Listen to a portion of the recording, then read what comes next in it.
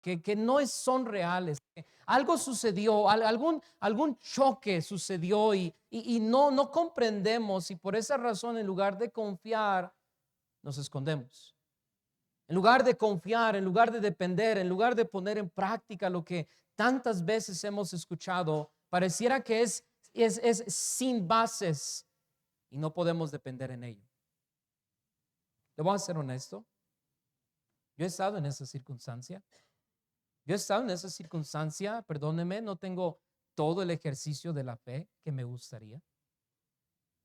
Pero algo que hemos de aprender, algo que deberíamos de tener presente siempre, es recordar dónde está nuestro Dios cuando esas circunstancias vengan. Hemos de recordar qué clase de Dios es el que profesamos, qué clase de Dios es en el que creemos, qué clase de Dios es el que testificamos. Para que cuando venga cualquier viento de doctrina, cualquier estratagema de hombres que con astucia, dice la Escritura, la emplean, porque sacan un versículo, tremendo versículo, y dicen una cosa que parece verdad, pero lo único que parece más bien es una herejía. ¿Y cómo debemos de tener cuidado con esa clase de hombres? La palabra de Dios nos dice que cualquiera que practica esas cosas o que consiente en ellas, se hace también partícipe, se hace hacedor de ellos también. La pregunta en esta noche es, ¿dónde está tu Dios? ¿Dónde está tu Dios? Dios, gracias por lo bueno que eres con nosotros. Gracias porque tantas veces, en lugar de confiar y sostenernos en ti, en lugar de depender y anhelar bendición de tu aljaba, Señor, muchas veces desconfiamos. Muchas veces nos escondemos. Muchas veces queremos torcer lo que está sucediendo en nuestras vidas diciendo que eres tú, cuando en realidad, Señor, incluso podría ser solo el esfuerzo y la dedicación de nuestro trabajo, en lugar de tu mano bendiciendo.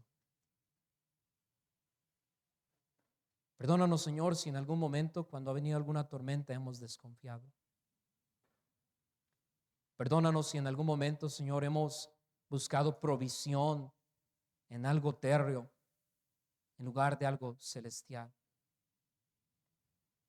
Perdónanos si nos hemos excusado o nos hemos más bien escudado en la inteligencia o en el trabajo o en el esfuerzo propio y un espíritu valiente cuando vienen los problemas. En lugar de acudir a ti, en lugar de aprender a confiar, en lugar de aprender a escudarnos, en lugar de aprender a esperar bendiciones de tu parte, Señor, buscamos en nuestras propias fuerzas lo que debimos de haber buscado desde un inicio en ti. Perdónanos, Señor. Y Padre, que tu palabra nos ilumine, nos encandile en esta noche y podamos responder a esa pregunta tan difícil que nos hemos hecho en tiempos de oscuridad. Y Señor, que nunca más pase por nuestra mente el desconfiar de un Dios tan grande y poderoso. Señor, sosténnos de tu mano derecha. Llévanos a la roca que es más alta que nosotros. Guíanos hacia pastos, a delicados pastos, junto a aguas de reposo en esta noche. Y Señor, que tu nombre reciba la honra, la gloria y la alabanza. Y Señor, que nosotros solo seamos humillados por haber desconfiado de ti. Y exaltados, porque la sangre de tu Hijo, Señor, nos acerca ante ese trono de gracia. Gracias por ser mi Dios. Por Jesús oramos, Padre. Amén. Pueden tomar su lugar. Capítulo número 115 es un pasaje muy maravilloso. En lo personal considero que es un pasaje lleno no nada más de verdades bíblicas, sino también es un pasaje de aliento para nuestras almas sedientas de Dios.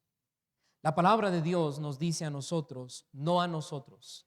Note el versículo número 1, no a nosotros. ¿A quiénes? ¿A nuestros cuerpos? ¿A quiénes? No a nosotros, ¿a quiénes? Yo me pregunto, esa gente que habla acerca de cosas que no entiende, de cosas que asevera sin buscar diligentemente y solo se emociona por lo que algún comentarista dijo, lo que en su propia idea de las escrituras ha encontrado. ¿A quién? ¿A qué se está refiriendo? No a nosotros, ¿quiénes somos nosotros? Sino a tu nombre. El énfasis está sino a tu nombre. La palabra de Dios sigue añadiendo, dice, por tu misericordia. Porque tenemos Dios que está consciente de nuestras necesidades. Tenemos un Dios que está consciente de nuestras flaquezas. Tenemos un Dios que está consciente de nuestras debilidades. Está consciente de lo que nos hace falta y aún a pesar de quiénes somos, de lo que creemos, de la poca y escasa fe que muchas veces sostenemos a la hora de doblar nuestras rodillas, ese grande Dios muestra misericordia. Por tu misericordia. La palabra de Dios dice por tu verdad, porque solo en Cristo descansa la verdad de Dios. En el versículo número 2 hace un contraste muy grande.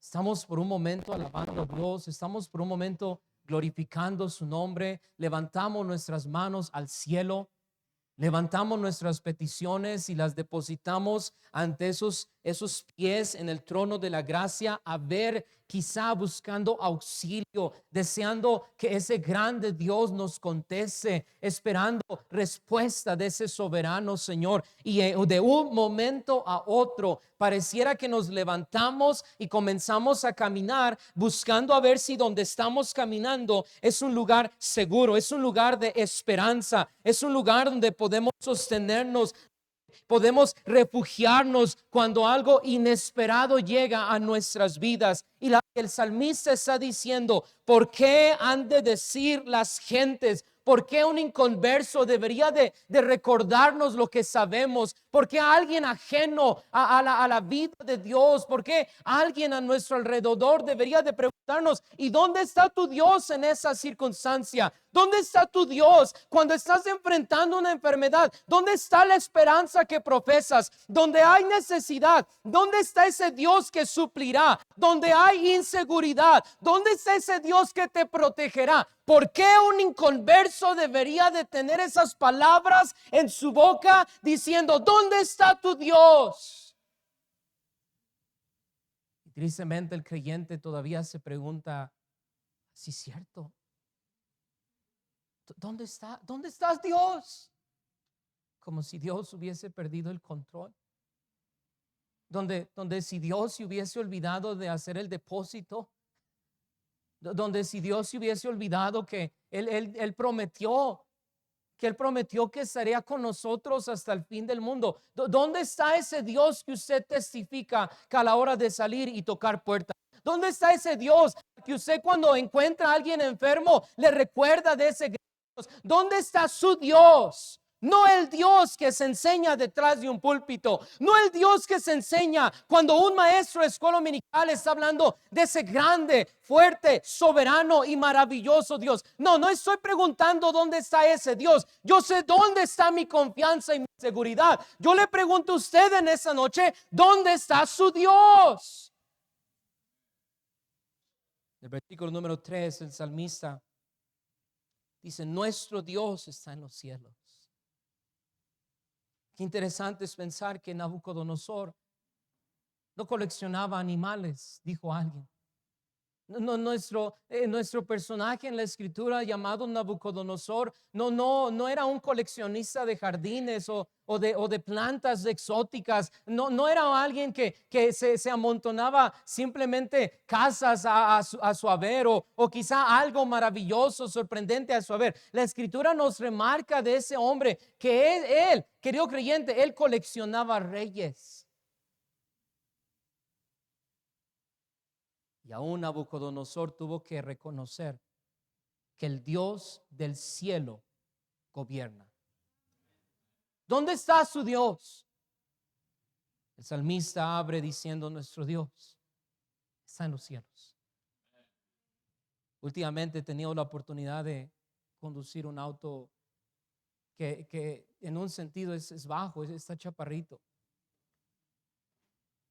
Y me he encontrado con circunstancias donde digo: no tengo nada de visibilidad.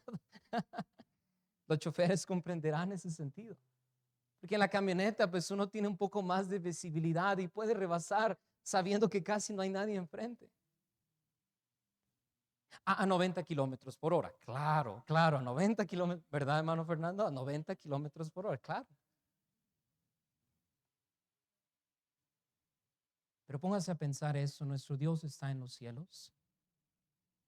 Y cuando alguien está en una posición donde está más alto que otros, puede observar un poco más a detalle que alguien que se encuentra en el lodo cenagoso, como dice el salmista, desde el cabo de la tierra. Y pensar que ese Dios está sobre todo y que la Escritura nos dice a nosotros que las nubes son el polvo de sus pies. Que con solo su mano la Escritura nos dice que Él sostiene la creación. Ese es el Dios a quien el salmista está entonando estas palabras. Dice: nuestro Dios está en los cielos. Y añadido a eso, no solo está por encima observando, quizá cuidando, porque la Escritura nos dice que Él tiene nuestros cabellos contados, que somos como la niña de sus ojos. Así de cuidados nos tiene el Señor.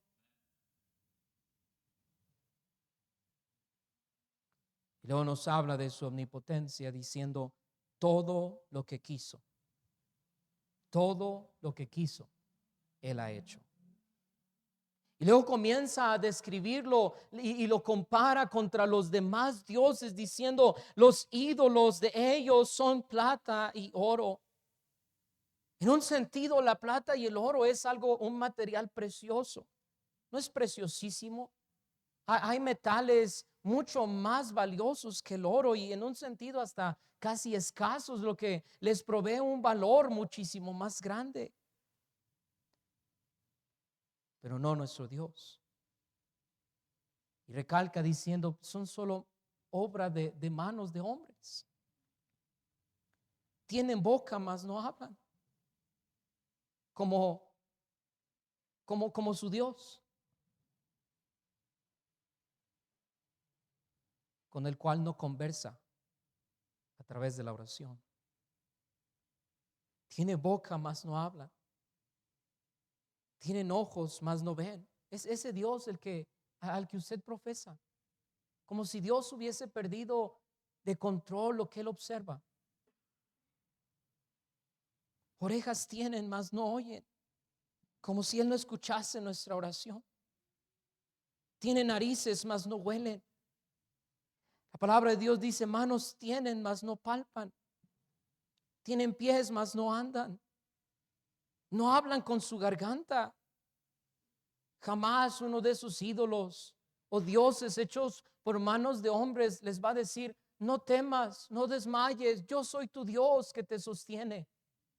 Nunca escucharán de ese Dios falso, hecho de manos de hombres, esas dulces palabras. Pero hay una maldición más, diciendo: semejantes a ellos son los que lo hacen. Escuche: cualquiera que confía en ellos. Yo no sé usted, pero cada vez que yo vengo a ese grande Dios, más temor viene a mi vida. Pensando: ¿cómo es posible que yo puedo levantarme de mis rodillas, postrado y con mi rostro sobre el lugar donde yo oro? ¿Cómo es que puedo levantarme y desconfiar después de haber entregado mis peticiones a Dios? ¿Cómo es que yo puedo pedir que alguien más ore por mí, pidiendo que Dios me proteja, pero aún así pidiendo carros de reyes y escoltas de los reyes? Por eso Esdras tuvo temor y no pidió para sí carros ni protección. ¿Cómo yo puedo ir a ese grande Dios y después de pedirle y confesar que Él es todopoderoso y que Él va a proveer, y estoy seguro que lo hará, y levantarme y levantar el teléfono también buscando que alguien me socorra porque tengo una necesidad? ¿Dónde está mi Dios?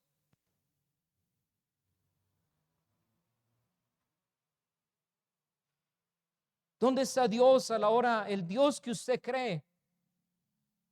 A la hora de entregar nuestras vidas a Él y esperar que Él va a proveer por nuestras necesidades. ¿Dónde está ese Dios al cual usted se rindió? ¿Dónde está? ¿Dónde está ese Dios al que usted está preguntando semana tras semana, quizás día tras día o mes tras mes cuando se recuerda que debe orar? ¿Dónde está ese Dios al que le pide salud? ¿Dónde está? Me temo, querido creyente, que pareciera más bien que estamos orando a un Dios hecho por manos de hombres, que es enseñado por hombres, que es descrito por hombres, pero no estamos orando a un Dios todopoderoso al cual deberíamos de entregar nuestras cargas, nuestras dolencias, nuestras necesidades, nuestros quebrantos. Nada de lo que estamos entregando a ese Dios tiene respuesta. Y la pregunta es: ¿por qué? Si tenemos un Dios que todo lo que ha querido Él ha hecho. Si tenemos un Dios que dijo que Él iba a proveer y que estaría con nosotros hasta el fin del mundo, que nos dijo pidan, que nos dijo recibirán, que nos dijo que cualquiera que pidiésemos o lo que pidiésemos. ¿Dónde está ese Dios? Me temo que usted se ha hecho un Dios en lugar de venir a este grande Dios. Primera de Reyes, capítulo número 18. Algo así había sucedido con el pueblo. Algo así había sucedido con este grupo de ese reino en específico. Y querido creyente, que no nos suceda. Dios nos libre de en algún momento desconfiar de nuestro Dios. Elías está burlando de los profetas de Baal y el mitote que están haciendo. Muchas veces nos comportamos como esos profetas, tirando lágrimas sobre los altares, a moco tendido, teniendo que utilizar hasta nuestros brazos de lo largo que es nuestro quebranto. No estoy haciendo broma de su quebranto, estoy tratando de crear conciencia en usted. Y que después de que se levanta de este santo lugar, de este altar, después de que se levanta y se regresa a su silla, nada ha sucedido en realidad. ¿Por qué?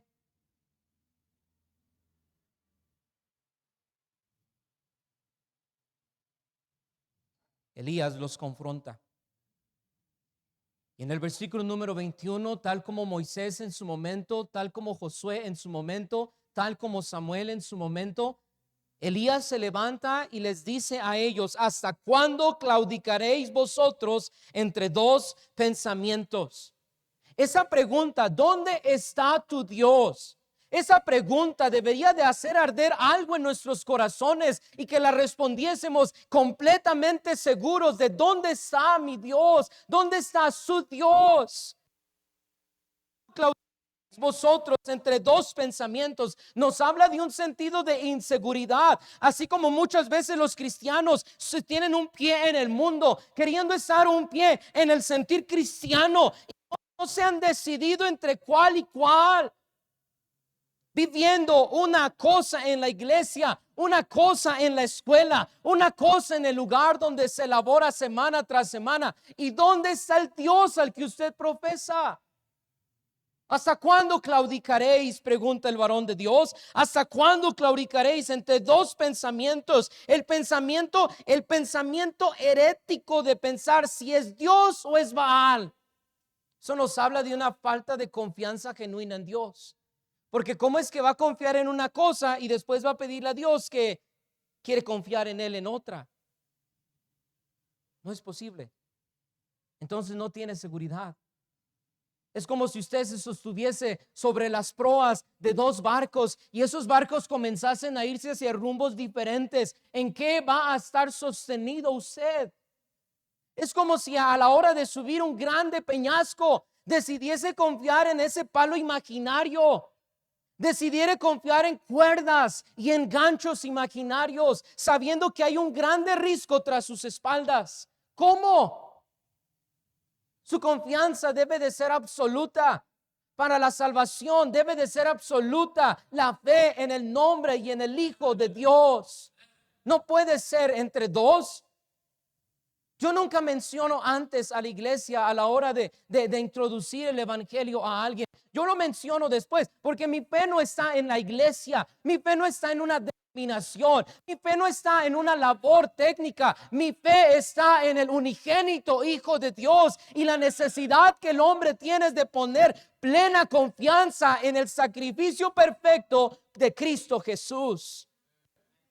¿Hasta cuándo claudicaréis? Iglesia, ¿hasta cuándo claudicará? Papá, mamá, ¿hasta cuándo claudicará? ¿Hasta cuándo decidirá poner plena confianza en lo que la Escritura nos dice en lugar de hacerle caso a un psicólogo? Hola a todos los psicólogos. No estamos en contra de la ciencia en el estudio de la mente ni el comportamiento humano. Estamos en contra que quieran superponer esas enseñanzas contra lo que la palabra de Dios enseña. Yo no estoy en contra de un médico. Yo no estoy en contra de algún artesano. Yo no estoy en contra de ningún sentido de enseñanza, a menos de que vaya en contra de lo que está en la santa y bendita palabra de Dios. Mi confianza no está en lo que el mundo pueda decir que es la dependencia. Mi confianza está en aquel que todo lo que quiere lo hace. ¿Hasta cuándo claudicaréis? Decídase con todo el amor del mundo, y aunque parezca una exageración, pero querido creyente, ¿hasta cuándo claudicará? Si quieres seguir entre dos pensamientos, decídase por uno. Si te va a tender al mundo, tiéndase al mundo ya, piérdase. No malgaste nuestro tiempo. No malgaste el tiempo de los maestros cuando le enseñan a sus hijos una tremenda verdad y usted al llegar a casa transgiversa todo lo que los maestros han enseñado. No desgaste el tiempo de los capitanes de ruta. No malgaste el tiempo en la Escritura si después va a confiar en lo que en algún periódico o artículo semanal está enseñando. ¿Hasta cuándo claudicaréis? ¿Sabe por qué razón el creyente no puede ser un genuino discípulo de Dios en el hecho y en el ejercicio de la materia? No estoy hablando de salvación. ¿Sabe por qué? Porque no está decidido a ir en pos de Jesús, negarse a sí mismo, tomar su cruz y seguirlo. Debe de ser algo genuino, no debe ser algo inventado, algo provocado. Es algo que debe de ser natural en el deseo de ese nuevo hombre revestido de la gracia salvadora de Dios, sellado por el Espíritu Santo. Debe de ser algo natural a través de ese nuevo nacimiento. Creemos que por sus frutos los han de conocer. Yo me pregunto, ¿cómo es posible que alguien que profesa haber confiado en Cristo como su único y suficiente Salvador está a media semana viviendo como si fuese un hijo de Satanás? ¿Cómo es posible? Escogeos hoy a quien sirváis. Es lo que Elías está diciendo, es lo que Josué dijo, es lo que Moisés dijo, es lo que Samuel dijo, lo que el Señor Jesús enseñó. Ya déjese de engaños. No sea hipócrita, dejemos de ser hipócritas. Tenemos un Dios que todo lo mira. Tenemos un Dios que todo lo observa, que está atento hasta el más mínimo cabello. ¿Qué nos hace en el mundo pensar que podemos esconder nuestro pecado ante ese santo, santo, santo Dios? ¿Qué en el mundo estamos pensando? ¿Hasta cuándo claudicaréis entre dos pensamientos? Es una rendición total, no una rendición parcial, no una rendición prolongada.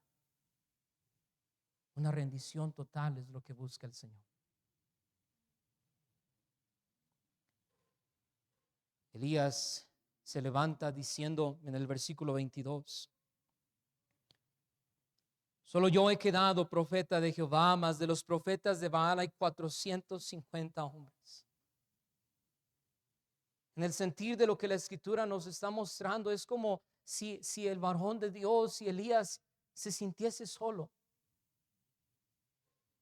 Porque muchas veces en la vida cristiana usted se va a sentir solo, como que si solo usted estuviera haciendo las cosas, como si solo usted quisiera vivir para Dios, como que si solo usted verdaderamente fuese un cristiano, y un cristiano genuino, un cristiano de servicio, no un cristiano de corbata, no un cristiano de zapatillas, hermana, no, un cristiano genuino.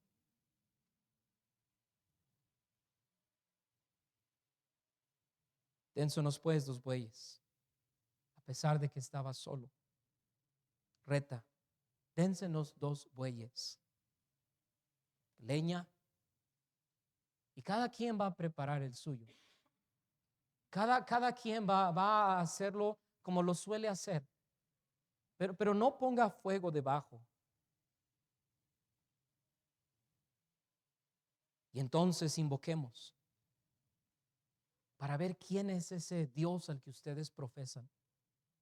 Si en esa noche hubiese una necesidad tan grande, pero con tanta premura, que solo uno pudiese orar y que la respuesta tenga que venir a causa de la fe de ese uno, Dios contestaría su oración. Dios respondería inmediatamente su oración. Dios contestaría favorablemente su oración. Si la necesidad que usted tiene en este instante, por la cual ha estado orando durante estos últimos 3 días, todo dependiese de una pronta y llena de fe oración, Dios correría en su socorro. Elías dice a los profetas de Baal: escojan un buey y prepárenlo primero ustedes, pues que sois los más. Invocad el nombre de vuestros dioses, mas no pongáis fuego debajo. Entonces tomaron el buey que les fue dado y lo prepararon.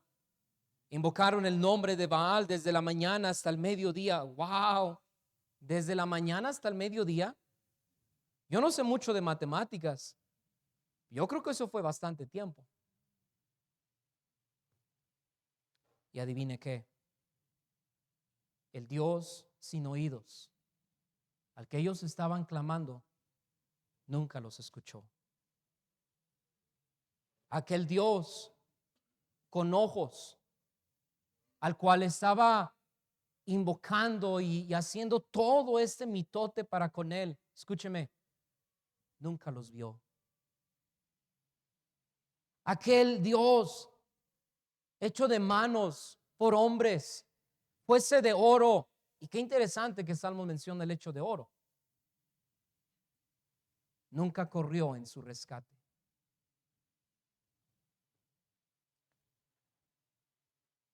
Como siempre, Elías se le sube tantito el apellido. Yo creo que se llamaba Bautista. No sé si hay algún bautista aquí, no me refiero a su apellido, ¿ok? Elías se burla de ellos en el versículo 27 diciendo: gritad en alta voz. Es que lo que sucede es que no le han hecho su lavado y tiene un poco de cera allá adentro. Hablen más fuerte, quizá les escuchará. Gritad en alta voz, porque Dios es. ¿Quiénes son ustedes para pensar que Él los va a escuchar? ¿Quiénes son ustedes para pensar que lo que están haciendo, hay un montón de gente haciéndolo? ¿Quiénes son ustedes? Gritad. Quizá lo que necesitan es gritar para que su atención sea capturada por sus grandes bullicios y sus cortes en el cuerpo, y ese grande estruendo por los 400 gritando y haciendo un gran y enorme baile. A lo mejor está meditando allá en el fondo, atrás, hasta lo último en su propiedad.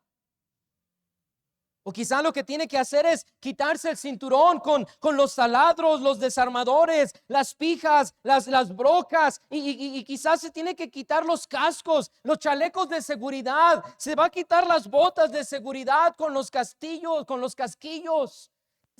Y lo que necesitan es llamar más fuerte su atención para que se apremure.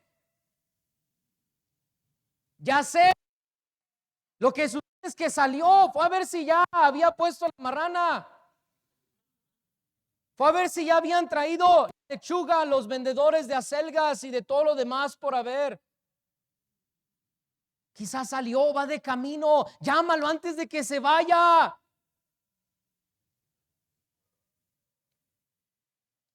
No, si no está trabajando como todo buen hombre debería de hacer, en lugar de estar mirando al horizonte a ver qué trae el viento.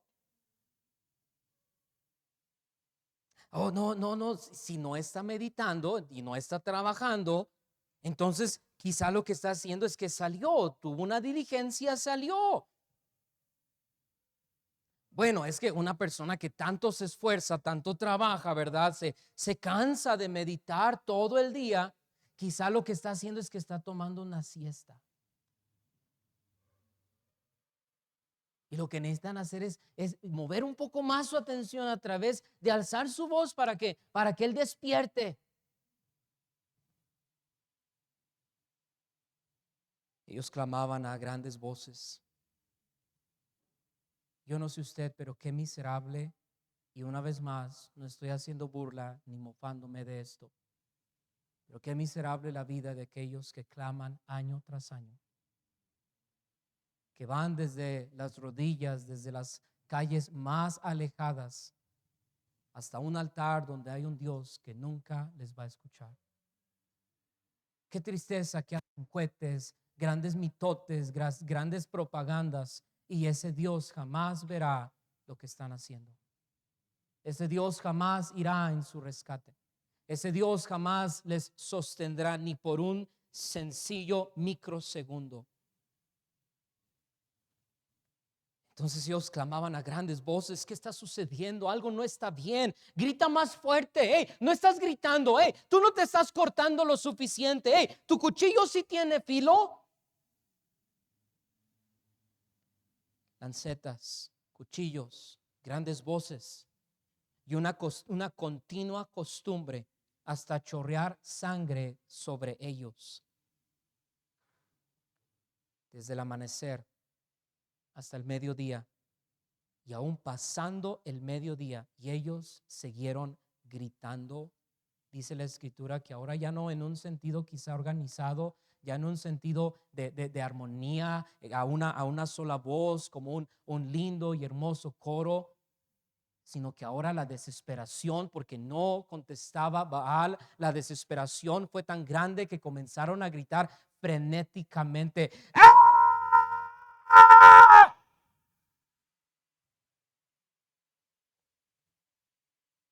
Qué tristeza. Y ese Dios no contestaba. Ellos siguieron gritando frenéticamente hasta la hora de ofrecer el sacrificio. Escúchelo. Pero no hubo ninguna voz, ni quien respondiese, ni escuchase.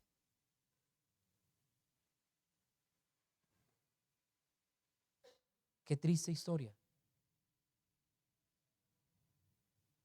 Entonces Elías dice a todo el pueblo: acérquense. No creo, y esto es un sentir personal, no creo que Elías hubiese tenido la necesidad de alzar la voz. Porque tras hablar y gritar tanto tiempo, probablemente esas personas llegaron hasta el punto donde de tanto cortarse, de tanto gritar, probablemente ya estaban hasta desmayados. Probablemente ya ni siquiera tenían fuerzas, no entendían lo que estaba sucediendo. Tenían más de 8 horas gritando, Probablemente ya su cuerpo estaba tan desgonzado que ya estaban sobre la tierra con una pregunta en sus mentes. ¿Dónde estás, Baal?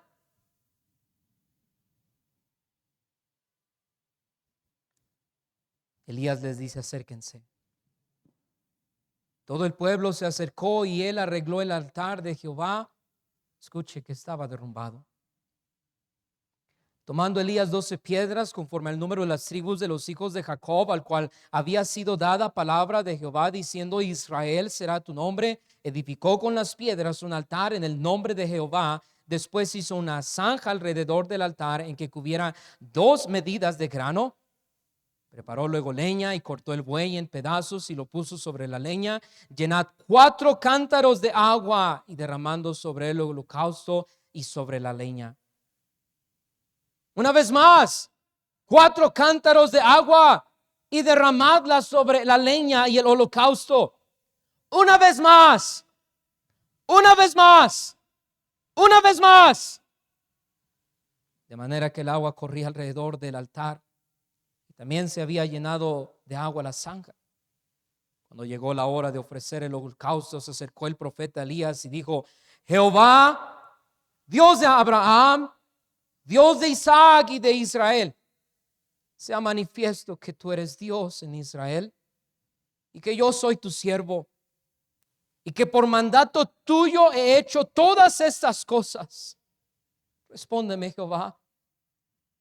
Respóndeme para que conozca este pueblo que tú, oh Jehová, eres el Dios y que tú vuelves a ti el corazón de ellos. Entonces cayó fuego de Jehová, consumió el holocausto, la leña, las piedras, el polvo y aún lamió el agua que estaba en la zanja. Y viéndolo todo el pueblo se postraron y dijeron: Jehová es el Dios. Jehová es el Dios. Entonces Elías les dijo: prended a los profetas de Baal, para que no escape ninguno. Y ellos los prendieron. Y los llevó Elías al arroyo de Cisón, y allí los degolló. Ya no más es esa pregunta del versículo número 2: ¿dónde está tu Dios? Ya no más es la pregunta de ¿hasta cuándo claudicaréis entre 2 pensamientos? Ahora es una confesión a causa de la inmensa humillación que ha venido a aquellos que habían puesto su confianza en Baal y estaban diciendo: Jehová es el Dios, Jehová es el Dios. Y una voz atrás diciendo: Jehová es el Dios. Y una pareja ahí atrás diciendo: Jehová es el Dios. Y comienza a llenarle convicción el pueblo. Y a una voz comienzan a decir: Jehová es el Dios, Jehová es el Dios, Jehová es el Dios. La pregunta ahora es: ¿dónde está su Dios? En tiempos de incredulidad, querido creyente, no pregunte dónde está Dios, sino sencillamente confíe. Dios enseñó a confiar a su pueblo en él. Aarón mismo y su casa tuvo que confiar en Dios. Dios enseñó a confiar a todos sus sacerdotes, a todos sus profetas, a cada juez que él había levantado, les enseñaba a confiar en ellos. Dios, Jesús mismo, enseñó a confiar a sus discípulos. Y la iglesia, querido creyente, será probada hasta el punto que reconozca: Jehová es el Dios, Jehová es el Dios. Aquellos que temen, note el versículo número 9 del capítulo número 115 del libro de los Salmos. En el versículo número 9 dice: oh Israel, confía en Jehová. No está buscando una excusa para hacerles una insinuación maravillosa o mágica. No está utilizando una grande teología, una teología profunda, con grandes argumentos, con argumentos sólidos. No, les está diciendo: oh Israel, confíen en Jehová. porque Él sí tiene boca y nos habla, Él sí tiene ojos y nos ve, Él sí tiene pies y viene hacia nosotros. Nuestro Dios es quien hizo los cielos, la tierra y todo lo que hay en ella. Israel, pueblo, confíen en Jehová. Casa de Aarón, confíen en Jehová. Y todo aquel que decida temerle a Él, a causa de ese grande nombre, a causa de esa grande obra, a causa de sus maravillas, los que temen a Jehová, confíen en Jehová. En tiempos de inseguridad, aprenda a escudarse en Él. En el versículo número 9, el salmista recalca diciendo: Él es tu ayuda y tu escudo. En el versículo número 10, Él es vuestra ayuda y vuestro escudo. En el versículo número 11 dice: Él es vuestra ayuda y vuestro escudo. Dios no hubiese tenido la necesidad de depositar estas palabras de seguridad a través de las Escrituras si no fuese necesario. Querido creyente, es una necesidad el que cada creyente confíe, no haya incredulidad en su vida, sino avance hacia la plena fe y certidumbre en quién es ese Dios que ellos confían. Debe de haber seguridad en lugar de inseguridad. Escapar de la inseguridad e ir a ese grande Dios que es más fuerte, más alto, más poderoso que todos nosotros. Y ese grande Dios que separó las aguas para que su pueblo pudiese caminar sobre tierra seca. Ir a ese grande Dios que detuvo ese grande mar y hubo grande bonanza. Ir a ese grande Dios que con voz de trompeta, con voz de mando, vendrá por su pueblo. Confiar en ese Dios. Hay seguridad en ese Dios. No nada más debe de aprender a confiar, debe de aprender a escudarse en ella. Es una ayuda, dice la Escritura. Así que yo voy a alguien que me puede ayudar. Yo voy a alguien de quien puedo sostenerme. Voy con alguien que puede darme la fuerza que yo necesito. Voy al Espíritu Santo que sea mi paracleto, me sostenga y me ayude a avanzar esa milla más que me pide mi Salvador. Voy a Él. Vengo a su palabra para cobrar aliento. Vengo a su palabra para obtener cada uno de los nutrimentos que yo necesito, porque Él es mi ayuda. La palabra de Dios dice: Él es escudo. Así que no solo voy a Él para socorrerme, también voy a Él para protegerme. Y en tiempos de incertidumbre, aprenda a esperar. ¿Dónde está tu Dios? ¿Dónde está tu Dios cuando hay incredulidad? ¿Dónde está tu Dios cuando hay inseguridad? ¿Dónde está tu Dios cuando hay incertidumbres? Yo necesito aprender a depender en ese Dios. Yo necesito aprender a resguardarme y cobijarme en ese grande Dios día con día. Y cuando vengan tiempos de incertidumbre, necesito aprender a esperar en Él. Nota el versículo número 12. Jehová se acordó de nosotros, nos bendecirá. Bendecirá a la casa de Israel. Bendecirá a la casa de Aarón. Bendecirá a los que le temen. Escuche, a pequeños y grandes. Yo no tengo la fe de un enorme paladín, pero prefiero confiar en ese Dios que enfrentar solo a un gigante. Prefiero quedarme a esperas en las escaleras de sus grandes atrios, esperando que alguien socorra mi necesidad, esperando que ese Dios venga y me aliente. Prefiero esperar a ir solo. Esto es un asunto de orgullo. El esperar en Dios, no hay espacio para el orgullo. No hay espacio para el egoísmo. Esperar en Dios, esperar la bendición de Dios, también se toma valor. Y en el versículo número 14, aquellos que deciden hacer a Dios su escudo, su ayudador. Aquellos que deciden confiar en Jehová, versículo 14 dice que Él aumentará sobre ellos, sobre sus hijos, aumentará toda bendición.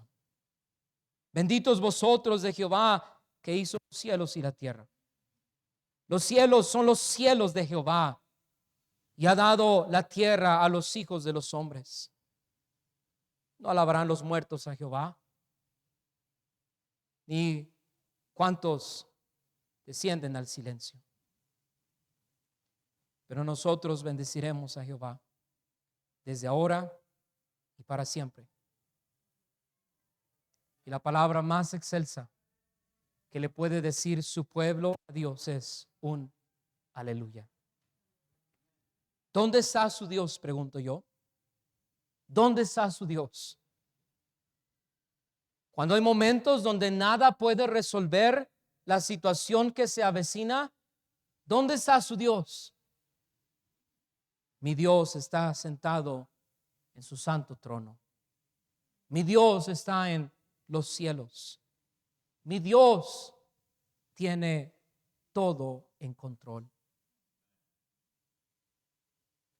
Cuando me siento inseguro, cuando algo ha removido mi seguridad, mi sentir personal de protección, voy a Él y le digo, socórreme.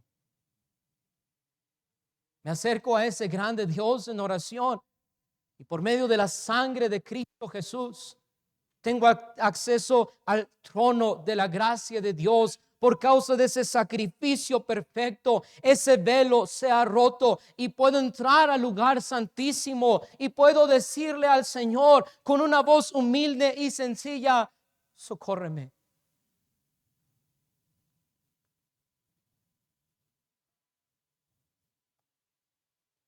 Cuando me siento inseguro,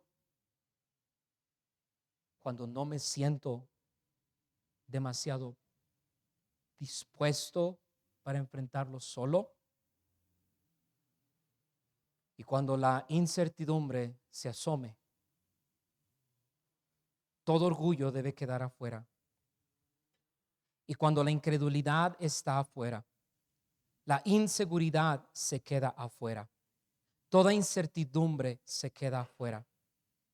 Solo la humildad me hará esperar hasta que Dios traiga bendición. ¿Dónde está su Dios? ¿Dónde está su Dios?